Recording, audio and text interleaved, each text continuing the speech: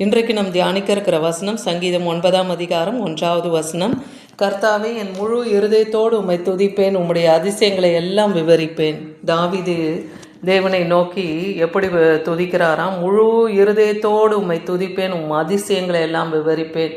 தேவனுடைய அதிசயங்கள், அவர் செய்த அற்புதங்கள், தேவன் நம்மை நடத்துகிற விதமே எப்படி இருக்குது, அதிசயமாகவும் அற்புதமாகவும் இருக்குல்ல. அதை சொல்லி சொல்லி நாம் என்ன பண்ணோம்? தேவனை துதிக்கணும்.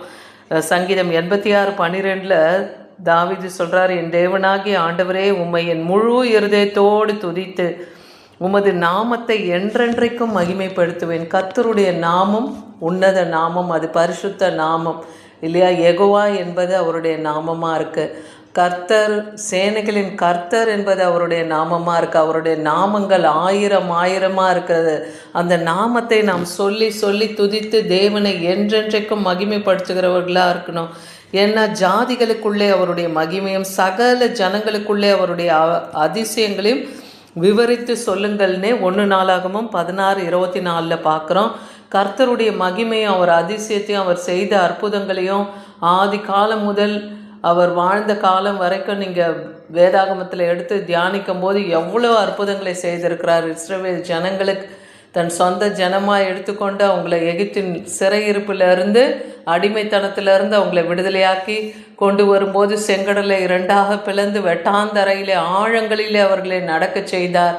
அடுத்து யோர்தானை கடக்க செய்கிறார். அடுத்து எரிகோ மதிலை விழச் செய்து கானானை சுதந்திரிக்க செய்கிறார்.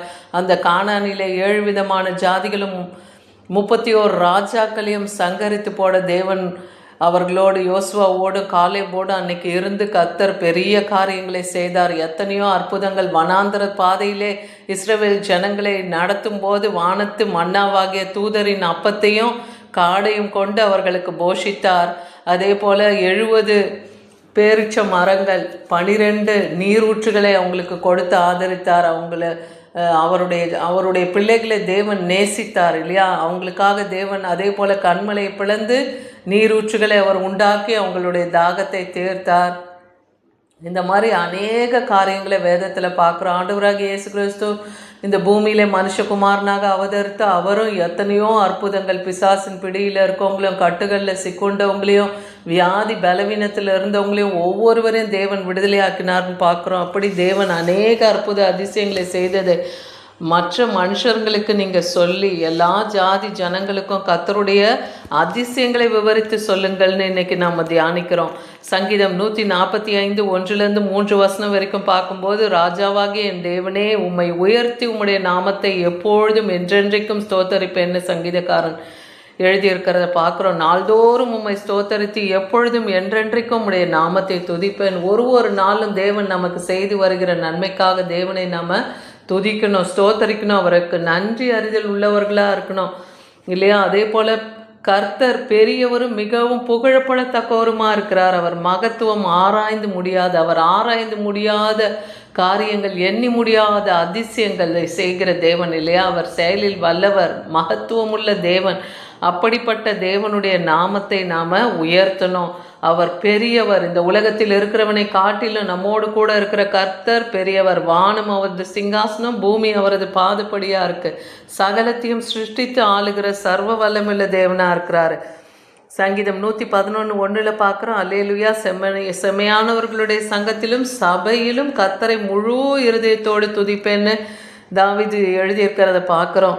அதை போல் நாமும் தேவனை எல்லா எல்லையிலும் தேவனை முழு இருதயத்தோடு, முழு ஆத்மாவோடு, பலத்தோடு தேவனை துதித்து மகிமைப்படுத்தணும். சங்கீதம் 103:1-2 நம்ம எல்லாருக்கும் தெரிந்த ஒரு சங்கீதம். நம்ம ஜெபித்துட்டு தேவனை துதித்து அவரை மகிமைப்படுத்துகிற ஒரு வசனம். என் ஆத்துமாவே கர்த்தரை ஸ்தோத்தரி, என் முழு உள்ளமே அவருடைய பரிசுத்த நாமத்தை ஸ்தோத்தரி. என் ஆத்துமாவே கர்த்தரை ஸ்தோத்திரி, அவர் செய்த சகல உபகாரங்களையும் மறவாதேன்னு சொல்லி தேவனை செய்த எல்லா உபகாரங்களையும் மறவாதபடிக்கு இந்த ஆத்துமா என்னாலும் அவரை துதித்து மகிமைப்படுத்துகிறதா இருக்கணும். அதே போல் தாவீது தேவனை எப்படி மகிமைப்படுத்துகிறார்? நான் குற்றம் இல்லாமையினாலே என் கையை கழுவி உம்முடைய பீடத்தை சுற்றி வருகிறேன்னே சங்கீதம் 26:7. அதுபோல் பாவ கரை திரை இல்லாமல், குற்றம் இல்லாமல் நம் கரங்களை கழுவி பீடத்தை சுற்றி வருகிறது போல நம் தேவனை சுற்றி வந்து தேவனை மகிமைப்படுத்துகிறவர்களாக இருக்கணும். சங்கீதம் 146:2 பார்க்குறோம், நான் உயிரோடு இருக்க மட்டும் கர்த்தரை துதிப்பேன், என் உண்டல்லவும் நான் தேவனை கீர்த்தனம் பண்ணுவேன்னே சங்கீதக்காரன் எழுதியிருக்கிறத பார்க்குறோம். அவருடைய நாமத்தை துதிக்கும் உதடுகளின் காணிக்கையாகிய ஸ்தோத்திர பலியை செலுத்தணும்னு எபிரேயர் 13:15 பார்க்குறோம். எப்பொழுதும் நாம் தேவனுக்கு ஸ்தோத்திரத்தை செலுத்துகிறவங்களா இருக்கணும். அதே போல் நான் கர்த்தரை அவருடைய நீதியின்படி துதித்து உன்னதமான கர்த்தருடைய நாமத்தை கீர்த்தனம் பண்ணுவேன்னு சங்கீதம் 17:7 பார்க்குறோம். அவர் நீதியின் தேவன், நமக்கு எல்லா எல்லையிலையும் நீதியும் நியாயத்தையும் சரி கட்டி கொண்டே இருக்கிறார் இல்லையா? அப்படி நாம் நீதியின் ஸ்தோத்திர பலிகளை நாம் அவருக்கு இடணும். ஏன்னா நம் கர்த்தர் நல்லவர், அவர் கிருபை என்றும் உள்ளது என்பதே ஒரு நீதியின் ஸ்தோத்திர பலி தான். அவர் கிருபையை நமக்கு என்னென்றும் காக்கிற தேவனாக இருக்கிற கர்த்தருடைய வல்லமையும் நாடுங்க, அவருடைய சமூகத்தை நித்தமும் தேடுங்கன்னு 1 நாளாகவும் 16:11 பார்க்குறோம். தேவ சமூகத்திலிருந்து அவர் வல்லமையை தினந்தோறும் நீங்கள் பெற்றுக்கொள்ளுங்க. அவர் சமூகத்தை நாடுங்க, மேலானவைகளை நாடுங்க. உன்னதத்துக்குரிய காரியங்கள், உன்னதத்துக்குரிய ஆசீர்வாதங்கள் என்னன்னு தேவனை நோக்கி பரத்தை நோக்கி நீங்கள் கேளுங்க. அப்போ உன்னதங்களின் பாக்கியங்களையும் நன்மைகளையும் தேவன் நமக்காக வைத்திருக்கிறார். அதை தர அவர் ஆவலாக இருக்கிறார். அதை கேட்கணுன்னா நம்ம தேவ சமூகத்தில் நித்தமும் தேவனை தேடுகிறவர்களாக இருக்கணும். அவர் வல்லமையை நாடுகிறவர்களாக இருக்கணும். சங்கீதம் 138:1 பார்க்குறோம், உம்மை என் முழு இருதயத்தோடு துடிப்பேன், தேவர்களுக்கு முன்பாக உம்மை கீர்த்தனம் பண்ணுவேன்னு சங்கீதக்காரன் சொல்கிறத பார்க்குறோம். அப்போ தேவனை முழு இருதயத்தோடு துதித்து மற்ற தேவர்களுக்கு முன்பாக நாம் தேவனை கீர்த்தனம் பண்ணுகிறவர்களாக இருக்கணும். சங்கீதம் 51:15 என் உதடுகளை திறந்தருளும், அப்பொழுது என் வாய் உம்முடைய புகழை அறிவிக்கும். அப்போ இன்னைக்கு கர்த்தர் செய்த நன்மைகளை சொல்ல முடியாதபடிக்கு நம் வாய் அடைக்கப்பட்ட நிலையில் இருக்கா? தாவீது சொன்னது போல நீங்களும் உங்கள் உதடுகளை திறக்கும்படியாக கேளுங்க. கர்த்தருடைய கரம் உங்களுக்கு அப்படியாக செய்யும். என் வாய் உம்முடைய புகழை அறிவிக்கும்னு அவர் சொன்னது போல தேவனுடைய புகழை நாம் அறிவிக்கிறவர்களாக இருக்கணும். அவர் எல்லா துதிக்கும் பாத்திரர், கனத்துக்கு உரியவர், மகிமைக்கு பாத்திரர். அவர் துதியில் மகிழ்கிறவர், துதியின் மத்தியில் வாசம் பண்ணுகிற தேவன். அவரே துதிக்கு பாத்திரராக இருக்கிறார். அதனால் அவரை நாம் துதிக்க மறந்துடக்கூடாது. ஏன்னா லூக்கா 10:27 பார்க்குறோம், 10 கட்டளைகளை சுருக்கி நமக்கு 2 கற்பனையை கர்த்தர் கொடுத்துருக்கிறார். அதுதான், உன் தேவனை முழு இருதயத்தோடு, முழு ஆத்மாவோடு, முழு பலத்தோடு, சிந்தையோடு அவரிடத்தில் அன்பு கூறு, உன்னிடத்தில் அன்பு கூறுவது போல் பிறனிடத்தில் அன்பு கூறு.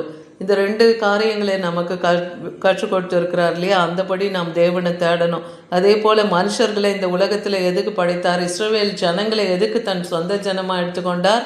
இந்த ஜனத்தை எனக்கென்று ஏற்படுத்தினேன், இவர்கள் என் துதியை சொல்லி வருவார்கள்னு சொல்கிறார். அப்போ தேவனுடைய துதியை சொல்லி வரும்படியாக தான் இஸ்ரவேல் ஜனங்களை அவர் தெரிந்து கொண்டார். சங்கீதம் 106:2 பார்க்குறோம், கர்த்தருடைய வல்லமையான செய்கைகளை சொல்லி அவருடைய துதியை எல்லாம் பிரஸ்தாபப்படுத்துகிறவன் யாருன்னு வேதவசனம் சொல்லுது. அப்போ கர்த்தருடைய செய்கைகளை அறிவிக்கணும், அவரை துதித்து அவர் நாமத்தை நாம் பிரஸ்தாபப்படுத்துகிறவர்களாக இருக்கணும். தேவ நாமத்தை சங்கீர்த்தனம் பண்ணுகிறவர்களாக இருக்கணும். சங்கீதம் 34:1-4 வரைக்கும் பார்க்கும்போது தாவீது எப்படி தேவனை துதிக்கிறாரு? கர்த்தரை நான் எக்காலத்திலும் ஸ்தோத்தரிப்பேன், அவர் துதி என் வாயில் இருக்கும். அதனால தான் தாவீதை எந்த ஒரு நெருக்கத்திலையும் கர்த்தர் அவரை எல்லா தீமையான கிரியைகளுக்கும், தீங்குக்கும், சத்துருக்களுடைய இக்கட்டுகளுக்கும் அவர் நீங்களாகி ரட்சித்தார் இல்லையா? அப்போ தேவனை துதிக்கணும், அவர் துதி நம் வாயில் இருக்கணும் இல்லையா? கர்த்தருக்குள் என் ஆத்துமா மேன்மை பாராட்டும், என் தேவனோடு கூட இருக்கிறாருன்னு சொல்லி நாம் அவரை மேன்மை பாராட்டணும். சிறுமைப்பட்டவர்கள் எல்லாம் கேட்டு அதை மகிழ்வார்கள்னு வேதவசனம் சொல்லுது. என்னோடு கூட கர்த்தரை மகிமைப்படுத்துங்கள், நாம் ஒருமித்து அவர் நாமத்தை உயர்த்துவோம்.